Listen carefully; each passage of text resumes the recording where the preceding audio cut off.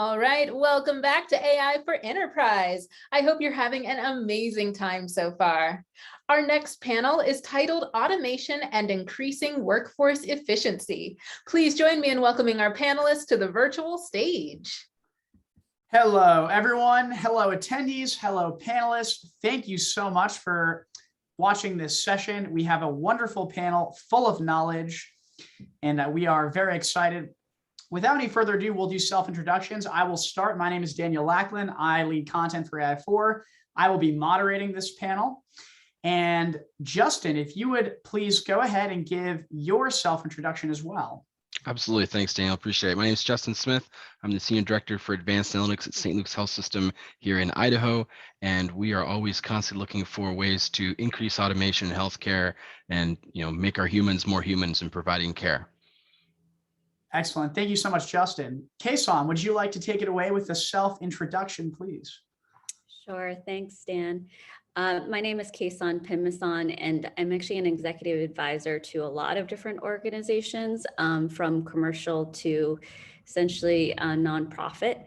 So one of the major clients that I have right now is the Self-Employed Women's Association, which is a huge organization in India. So we actually are working on a lot of things to help them automate, particularly in the developing world, which is super interesting to apply my commercial experience to that sector. Thank you so much, Kesone. Nakul, would you like to take it away? Absolutely. Thanks for having me, Dan. I'm Nakul Narayan. I lead the marketplace team here at Instabase. The marketplace is essentially an app store where businesses can access solutions to automate critical business processes that are all built on unstructured data. Excellent. Thank you so much. And last but certainly not least, Shadi, would you like to give a self-introduction for the crowd? Sure. Thank you. Thank you for the opportunity. Shadi Baqleh, I'm the Chief Operating Officer for Deepgram. We focus on high quality voice, speech to text, and tying into things like NLP and automation around conversational AI bots and more. Thank you so much, Shadi. All right, without any further ado, let's jump into the topics at hand. Thank you, Patrika. Okay, question number one. To frame the conversation, for many of the audience members who are experts on automation or just dipping their toes into the subject matter for the first time, is automation important to enterprise business success? If so, why? If not, why not? Justin, would you be open to kicking this off here? Yeah, absolutely. I think the fun part about being here for this panel is I think we're all going to have hopefully the similar answer of yes, absolutely.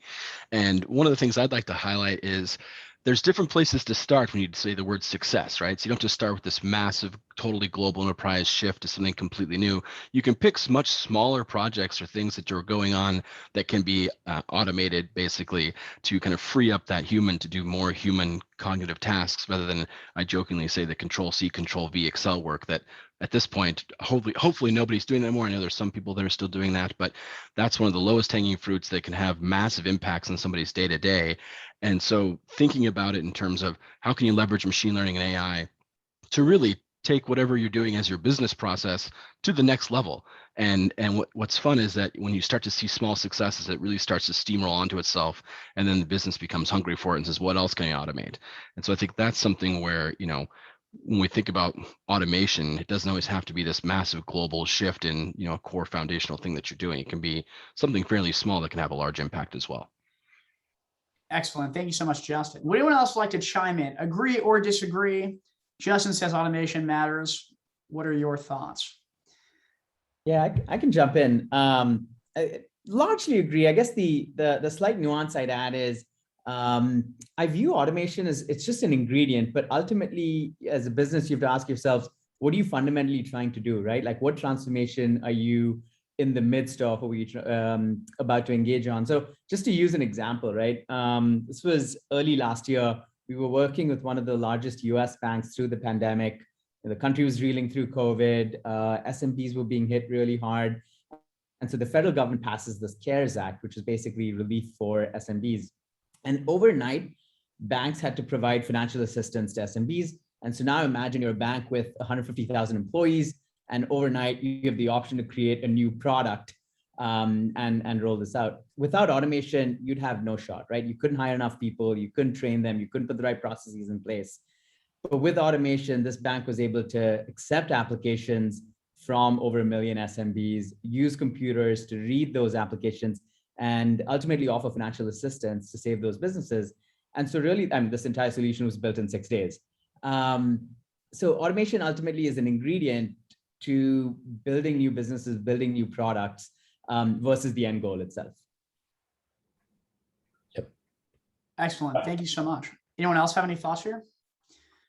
I would just add one thing around AI and automation. Sometimes those are scary words in the enterprise on two different fronts. Sometimes it's a perceived fear internally, but I think if employees are presented with the opportunity to be more productive, their work satisfaction goes up. If it's called repetitive tasks are taken away, then it opens up their opportunity to be more creative. Think about different ways of doing work when 10-20% of the, let's call it repetitive tasks again, are removed off of their plate. So you actually have a lot more satisfied internal employees. I mean, there's a million benefits externally, but I'll just focus on that piece first. Yeah, I would agree. I mean, with automation, it's definitely just one ingredient. So for example, in India, there's a weavers collective, and we're building something out to actually use visual AI so that they can snap a photo and then actually get feedback in real time of, things that they need to actually correct for their product to go on the global market. And it's really just an opportunity essentially to give people tools so that they can spend their time on things that, one, are more creative, as we're all saying, but also in such a way that it's more automated and that it's faster, essentially, without so much human intervention. So there are so many possibilities and opportunities, I think, that automation opens up. Excellent. Thank you all so much for your perspective. Patrika, let's jump on to question number 2. Okay, so we've all said automation is valuable because of speed, because of increasing creative capacity for employees. So how do you measure the success of AI automation projects? What metrics are you using, and how do you create criteria to judge the outcomes? And Nakul, I was wondering if you would kick off this question, if you'd be open to that. Yeah, absolutely. I mean, I think just as Kesone said, right, it's an ingredient. And so it all boils down to what the business objective is. AI and automation is just an ingredient, right? And so it's easy to say that measuring automation is largely about what percentage of a process or how much more efficient someone's able to get. But I think that can be a pretty naive lens to use. And so just to give you an example, like we're working with a large insurance company automating their claims process. So claim comes in, a person looks at it, they make a decision on whether to pay the claim or not, maybe refer it to a superior. And so you'd assume that the metric to use would be what percentage of the process is automated, or how many more claims can someone process, right?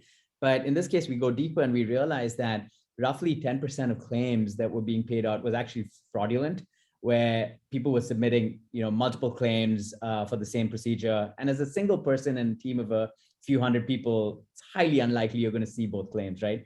And so those were going through the system. But the nice thing is, as a computer, you can probably recognize that.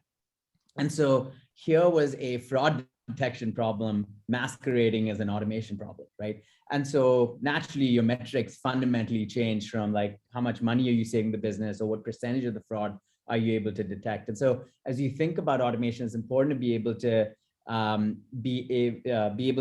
to adapt your criteria based on the problem that you're solving, versus like what feels like a table stakes problem around like, well, what percentage of the process am I automating? Excellent. Thank you so much. Anyone else want to jump in here on measuring success? Yeah, I think they're thinking about. I think to spin off what Nakul said, the idea is be open to those secondary effects that you may not be readily aware of, right? So I think that's a great example in the insurance claims space of fraud detection, where it wasn't set out to be a fraud detection. automation process, but turns out it was there. And so as you're kind of going through, and especially after you've launched an automation, system into the wild, basically inside the enterprise, be open to ideas, or kind of have that moment to say, what is it we're seeing? Great. What are we measuring? That's what we focused on measuring initially, right? What percent is being automated? How many hours do we get back? All those kind of ideas and metrics. But then what else, right? What are those secondary or even tertiary ideas that you're seeing? And I would not need to be super cautionary, but just be aware that it will shift how your business is being performed by the individuals doing it. And so make sure you're driving them in a positive direction.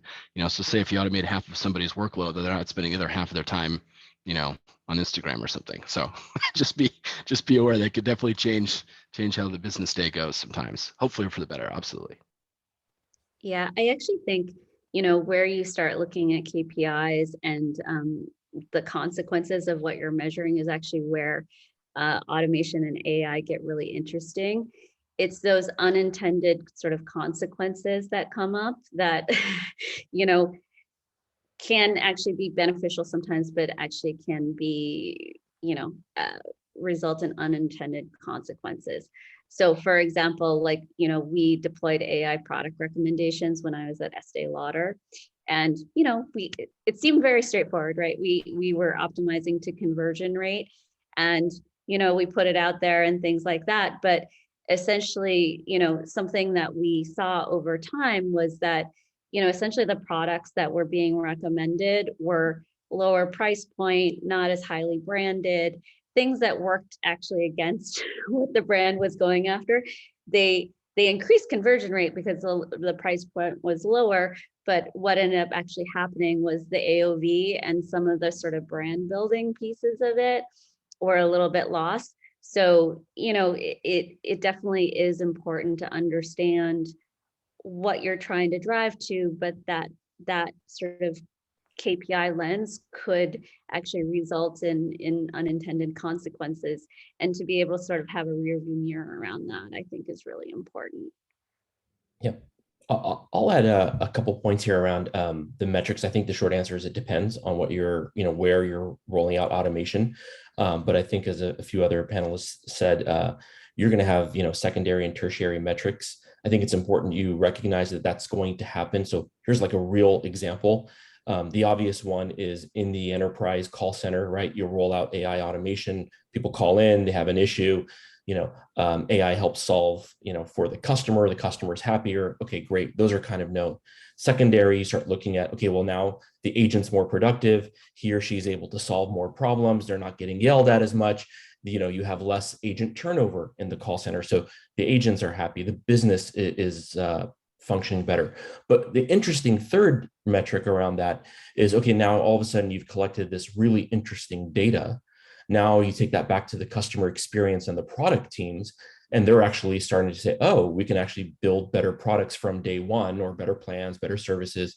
And so you create this like virtuous cycle of, happiness amongst both the customers, the internal employees, and the business, simply by rolling out, automation and measuring it in the right way. The cycle of happiness. It sounds amazing.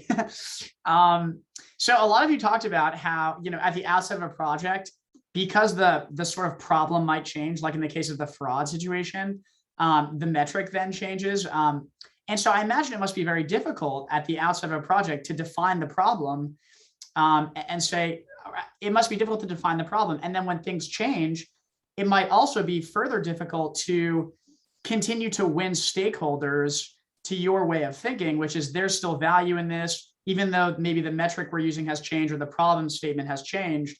Believe in this, whether that stakeholder is an enterprise company, whether it's your CEO, whatever it may be. So how do you approach keeping people engaged in something like this when there is such flexibility sometimes that ends up being necessary?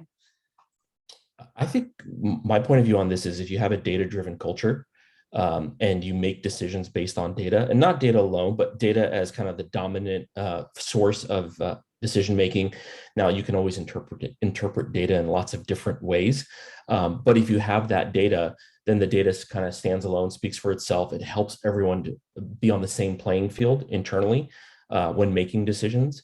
So I'm a big believer in, how do you capture as much data, right, and put it into meaningful ways of understanding it, and then deploying it back into the business. think I the would spirit. also say, Oh, oh, go ahead. Go ahead, Kesone. I would also say I've actually never run into a stakeholder who was unhappy about a surprising insight. I think, there are products that we make, and obviously, you put a lot of work into driving towards a particular goal. But actually, I think every single stakeholder I've ever talked to or brought something like that to, insights are almost as valuable or more value than the product that you may be making at the time, because it actually provides a new lens, essentially to create other things, right? And also to create other opportunities. So I've actually never had an issue when something surprising happens, because it's like, oh wow, like we're learning something new. That's amazing, So maybe I've just been lucky. Yeah, fair point. I was just gonna add to Shadi's earlier like cycle of happiness. I feel like you have these virtuous cycles of innovation where one team in some silo builds something interesting, and then someone else hears of it and builds on top of that. And when that virtuous cycle kicks in, you get something pretty special. We ended up being so frustrated with like just how hard it was to break down silos, whether they were geographic, whether they were functional across organizations, that we ended up just like building a distribution mechanism within our product itself. But like, I think it's more the harder problem is, at least what we've seen, isn't actually getting people excited about something, is actually making them aware of some little pocket of innovation that's happened elsewhere in the company that they may be able to leverage.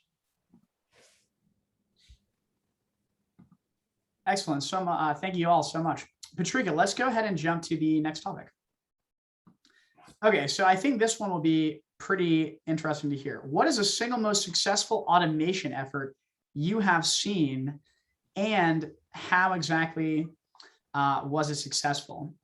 And I was thinking, Kesone, would you be interested in kicking us off here? Oh, so this is total blue sky, right? It can be gray sky. It can be gray sky. Yeah. So actually, my example, I participated in the user research for this when I was at Apple, but Face ID. So this is actually what Apple is amazing at, is taking something that is important that people have to do on a regular interval and making it super easy. So without probably any of us realizing, they essentially automated the way that we sign in, right? And yeah, I mean, it's amazing. It works in all kinds of light. I remember when I was doing the user testing around this, I was like, what is this for? Because they never tell you. Like I was in a dark room laying on a couch, like with an iPhone pointed at me and taking photos of myself. So I was like, what is this? What is this all about? So, amazing, very, very simple seeming thing that actually probably takes a lot of time and a lot of frustration away from a lot of our lives. And just a personal fun story, I guess. To be part of that user testing. Excellent. Anyone else want to jump in on the most successful automation project they've seen? And I'll chime in here. In general, for me, and it's still to be solved, but I think it's the widest application is speech to text. I know that sounds a little self-serving, but beyond just what my company does. I mean, if you look at, voice bots in general, from all the way from your Alexa device to, your home device to, on your mobile device, you can do command and control searches, et cetera, to calling on a phone, to in a meeting having, notes being created. If you also think about how much voice we generate every single day, it's mind-boggling. If you think about the most natural user interface for human beings, it's still our voice. So I think in general, if I look back at the last 20 years, I'd say voice to text or voice automation, right? What powers is probably the single biggest one for me. Just my 2 cents, and this is horribly self-serving as someone that's an incredibly bad driver, is self-driving. The fact that we can automate the very act of driving, I can't wait for it. I feel like every year you feel like it's a few years away, but as Tesla hits a trillion market cap, that will probably at least be one of the more impressive feats in automation, if you can automate driving itself, and one I'm very excited about. Yeah, absolutely. If I could share just a quick example from our organization is we have still many oncology trials, so cancer trials, clinical trials going on, and we have a very small team of individuals that kind of searches through all of the oncology patients trying to find matches. And from a data science, AI, machine learning perspective, we're like, ooh, this is super easy. Like we could totally help you look for these keywords that you're looking for inside the EMR and, out of thousands and thousands of charts and find, these 4 or 5 or 6 individuals, patients that can then match to a clinical trial if they're interested. And so we built it just kind of in-house, homegrown, and launched it. And it was fascinating because it took that person's role. And this is where we're kind of talking about before those secondary and tertiary consequences. It took the person's role who was looking through charts trying to find matches to a role of trying to sign people up that were great matches and reaching out. And then all of a sudden, instead of having, maybe they could fill a trial every, 3 or 4 months, to the first, every time we run the model, every 2 weeks or so, they have a whole list of new people to contact. And so it really shifted them from being kind of humans that were searching through the electronic medical record to humans that were contacting and working with other humans to say, hey, there's a potential another opportunity for you here. And it's just one of those, I think, as we go through and talk about automation, we think about it, as self-driving or speech to text or voice to text. It's phenomenally large and, ubiquitous uses, but it also could be very small. You can get wins that way as well. And so I think that's also something, kind of a way to think about it in both the large scale and the small scale sometimes. Just, I'm curious in that situation, was the change management hard? Because it's almost like you're reskilling people from searching through an EMR. So that was my initial thought was, oh no, these people are going to be not very happy because we've totally shifted their role. But the response we got was so much fun. Was we initially showed them kind of a demo of what we were working on, and instantly, we have the patients, in this secure space and, HIPAA compliant, all that kind of stuff, right? We show them the list and they're like, oh my gosh, wait, stop. And they got their pens out and they're like, I need to write that person down. I'm like, no, we're going to give this to you.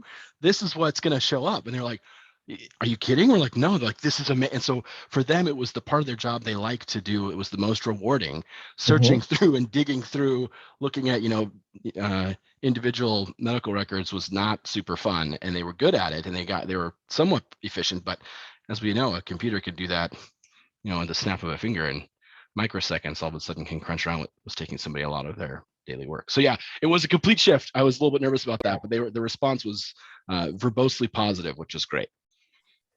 That's fascinating. Excellent. Thank you all so much for your perspective. I'm curious, I know the question was taken a little bit as, in society, what is the great example of automation? I'm curious, Kesone, Shadi, or Nakul, if either of you want to talk a little more about a successful example of automation that you have personally seen through your work. Does anything specific come to mind? I'll give an example. It's actually from a previous life for me, which was meeting automation around, think of how much we are spending time in meetings, right? On average, knowledge workers are spending 4 to 6 hours a day. That number may sound crazy a few years ago, but now we're all, from a COVID perspective, we're on meetings. So meetings are important, but meetings are ephemeral, right? Meetings go away the moment they're done.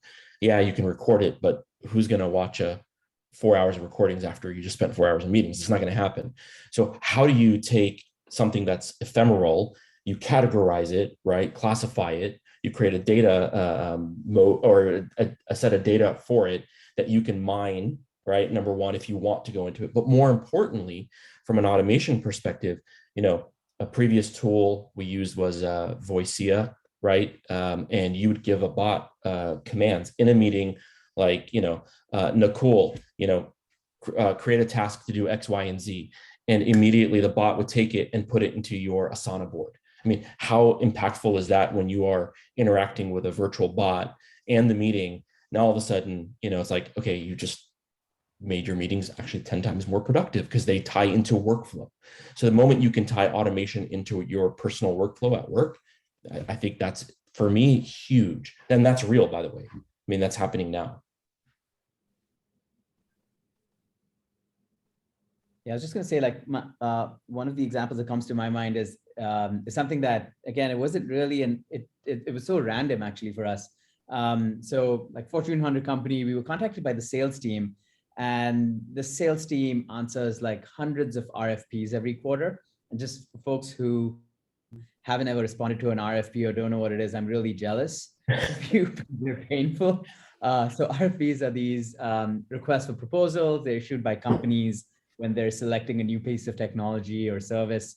And they usually contain like hundreds of questions. They don't vary that much across RFPs, but they do contain hundreds of questions. And so the sales team reaches out to us with this idea that, because Instabase ultimately helps understand documents and unstructured data.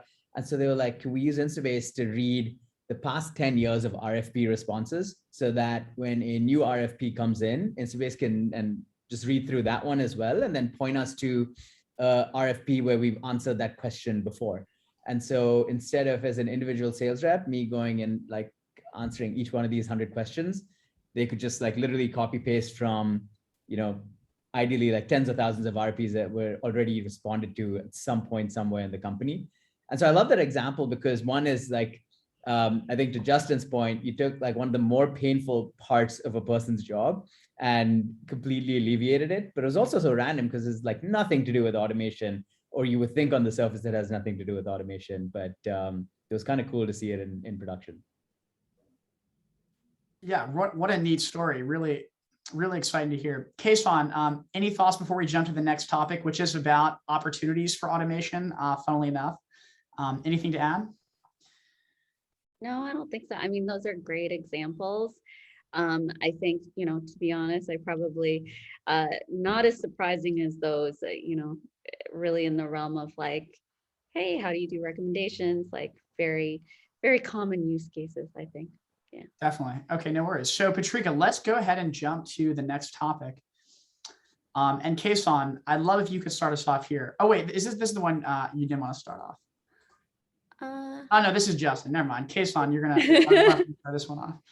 Okay, the question is, what is a great opportunity in automation that most people might not see, and why? So actually, I built my career on e-commerce, and the one area of the business, to be honest, I never thought about was supply chain. And so actually within the e-commerce space, with automation and AI, supply chain is the biggest area of opportunity. It's not the sexiest, but it is the biggest area, particularly now with COVID, because we've seen so many pieces of the supply chain actually breaking down. And there's actually more demand, at least digitally, than we ever have for ordering products. So that is definitely the biggest opportunity, but also one of the most difficult, just because a lot of those systems are a little bit older. It's a little bit more difficult to get consistent data from them, and also they often are very dispersed, particularly for manufacturing and getting materials and things like that. But even shipping products from one distribution center to another is challenging. Yeah, so definitely supply Excellent. chain. Yeah, thank you so much. Anyone else want to jump in here? Yeah, the one that gets me really excited is automating the understanding of like unstructured data. And so, the vast majority of enterprise data is unstructured. And so just to be clear, this is things that like information that may be sitting in emails and like survey responses, PowerPoint slides, Slack messages, notes in Salesforce, and so on. And I think about like, imagining this world where we could train computers to somehow understand all this data. So I no longer had to ask a colleague where the printer was, or when I was getting paid, or what the sentiment of a given customer was, or even more so, if I was starting to do some piece of work and realized that someone somewhere else in the organization that I didn't know existed had already done it. That feels like the holy grail as I think about personal productivity. And so that ability to understand unstructured data feels like something that we're just scratching the surface on. Well put. I'm a +1, whatever he said. Did I mention voice? It's really about understanding unstructured data as it relates to voice. Yeah, I think all the tools you mentioned and gleaming insights from unstructured data is incredible, especially when it comes to your customers. Excellent. Patrika, let's jump to the next topic. Okay, so this question is, what tools do you use for automation? Please be specific. Shadi, I was wondering if you might kick us off here. Yeah, I mean, we chatted about this earlier. I think there's a lot of different tools for a lot of different applications, both within the enterprise and the extraprise. You'll see them being used. I mean, from factory floor automation to security automation to voice control in meetings. So I think it runs the gamut. The question is, what are the tools I've personally seen? Again, I've been in a collaboration, communication, voice world for a long time. So I can only speak for what I've seen. But tools that are around conversational AI bots that tie into, knowledge bases. So, think of a traditional call center and agents on a phone. There's a lot of tools where as a customer speaks, it will pull up a knowledge base. The knowledge base will guide that agent, through a customer experience. That's very powerful. So automation in the call center is big. Automation in meetings is big. I'd say those are the two that I've seen. There's one other that around conversational AI, around tools, and this may be more of a consumer application, but a powerful one nonetheless. And that's the ability to communicate through apps in your phone to drive workflow. So you'll see a lot of that popping up. Those are the ones I've seen for me. Excellent. Yeah, thank you so much. Anyone else want to jump in on various tools that they've seen or used for automation projects? Yeah, so I'll jump in. I think all of us are like, oh my gosh, there's so many, and like unbelievable numbers of them. And I think it's hard to address this question just because there are so many. So I think all of us are just thinking, okay, how do we even just talk about the tools that we've used?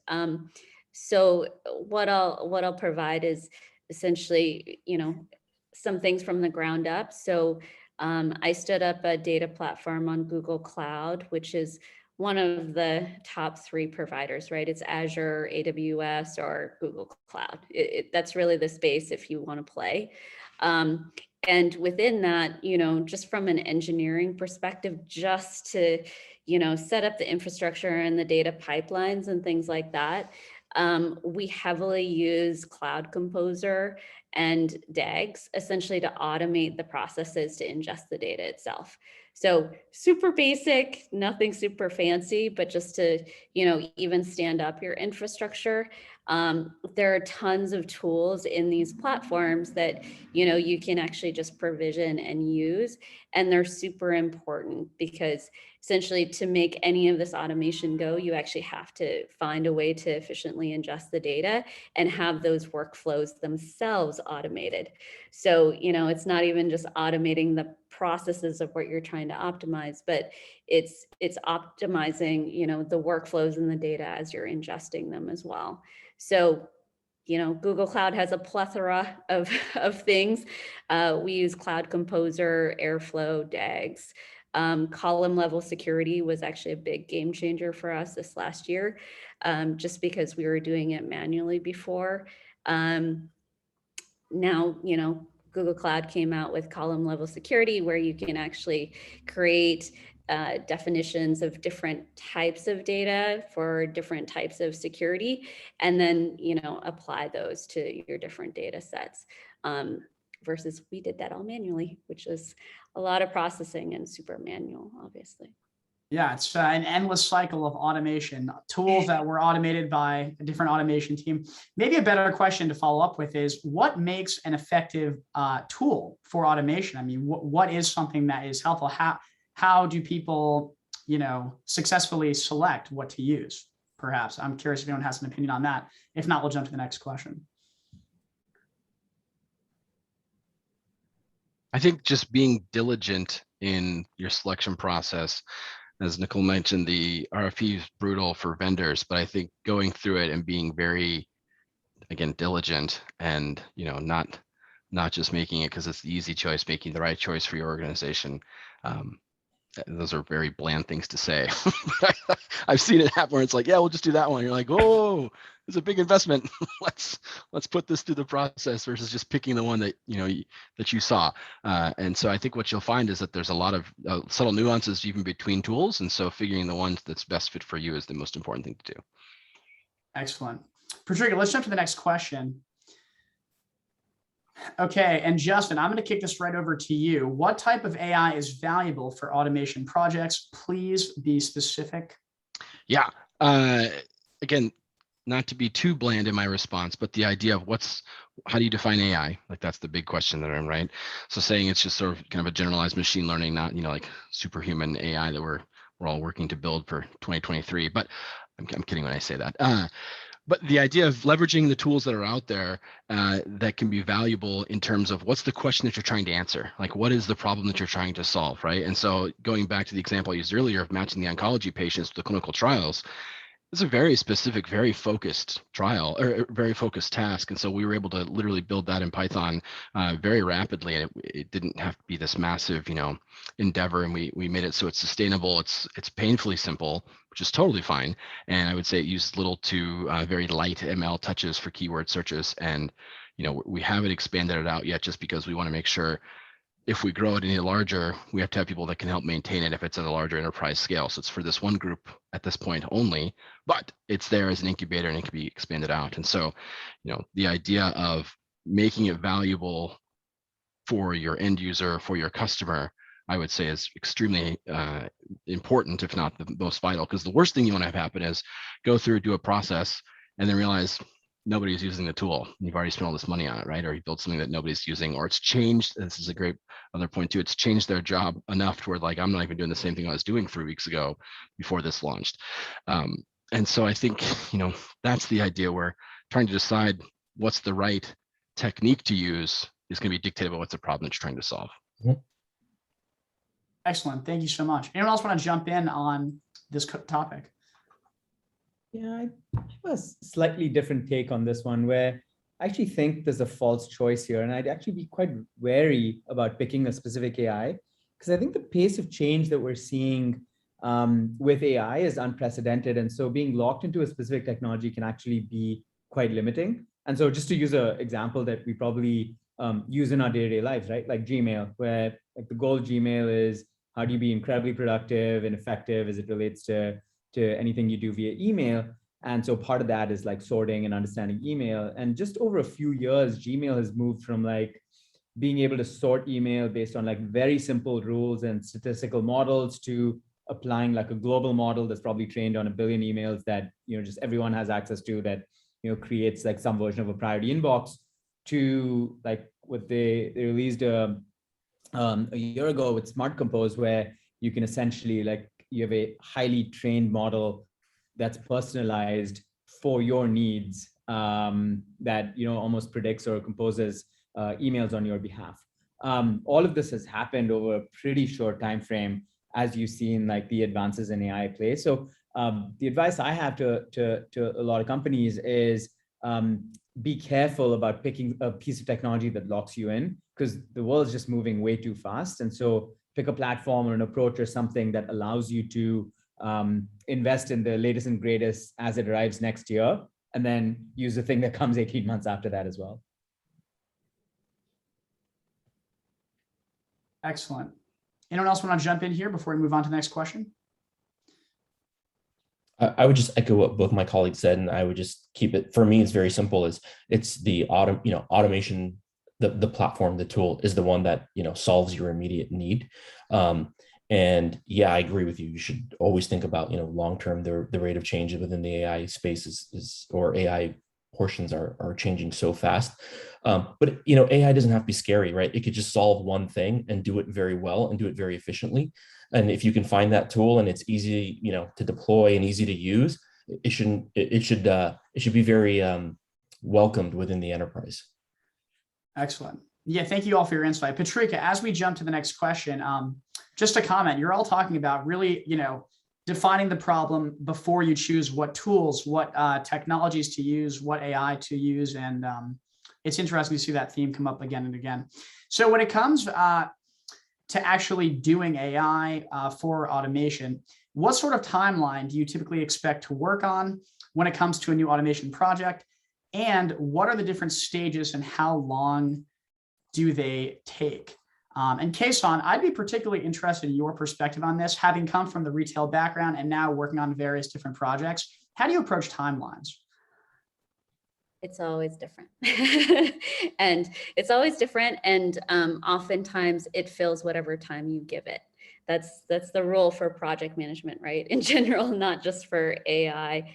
I think, what we've seen, and I'll give you a specific example around this. So we wanted to come up with a demand forecast model for short timeframes. And this was really to let us know whether we were on track or off track as far as, hey, our hourly sales on Black Friday hitting the mark, or do we actually have to do something different, or is there something happening in one of our levers that we need to get on? So, with any project, I think a lot of time actually comes into the alignment of the problem that you're trying to solve and the specifics of it, and making sure that it's actually a tenable problem. Because, a lot of times when there are broader conversations, you get scope that's really, really wide or really untenable. So, a lot of the time is spent upfront doing discovery and planning and defining what problem you're actually going to solve. So, I would say probably it can take half of your project's time, to be honest, depending on who your stakeholders are and, what you're trying to accomplish. But that clear definition will buy you time because, as I said, there are a lot of tools. There are also a lot of models that are available that can be reused. So essentially in our demand forecast example, the first thing, once we actually planned and defined what we're going after as the problem, he went and just tested, 5 different models to see actually which one would get as close as possible so that he could see, oh, okay, those are the types of things. Like I need something that handles time series. I need to handle something that, can handle a lot of volatility in the data because of seasonality, for example. So, what he did was he just essentially tried off the shelf sort of models, 5 of them, to actually do some discovery itself on the model. And then beyond that, essentially, that's where the optimizing and then, the sort of custom build or sort of, customization of what you have happens. And then that's really your MVP. So what I would say is, probably what ended up happening in that particular project was half the time was actually planning and defining and aligning the problem. A quarter of the time was actually getting and cleansing the data. And then a quarter of the time was actually, the modeling, the thing that you would think is the most complicated part, but actually once you do the plan and define and the data cleansing, which are huge amounts of work, there are lots of models that you can use and try out to get you closer, right? Because most people, I don't think these days are going to start their models from scratch. Maybe if you're really going after a really unusual problem, but yeah. Excellent. Yeah, thank you so much. Anyone else have any opinions on timelines and stages of these processes by which we build automation and stuff?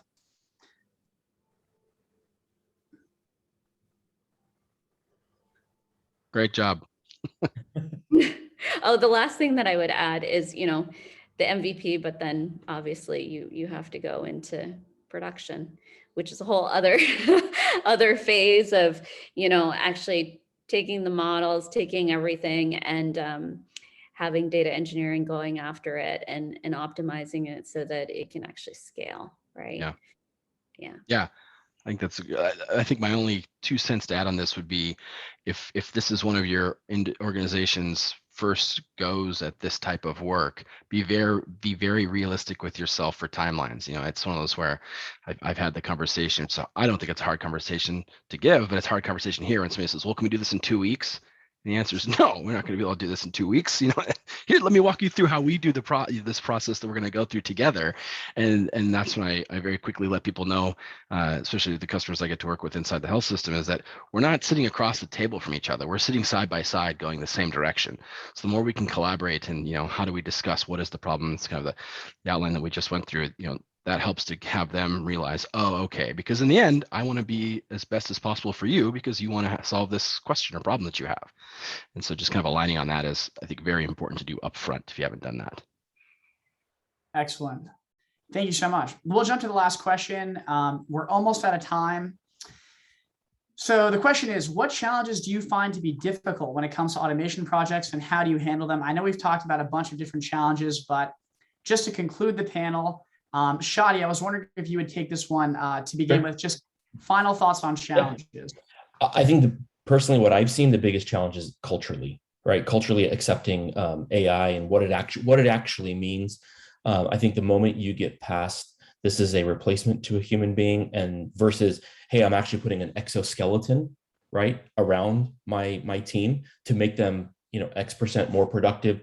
I think that the moment that mindset shifts, and you can communicate that effectively and clearly to employees, I think that's when the magic happens. I think Justin brought up an example early on where that kind of happened. And yeah, the culture and the communication are the two biggest things for me.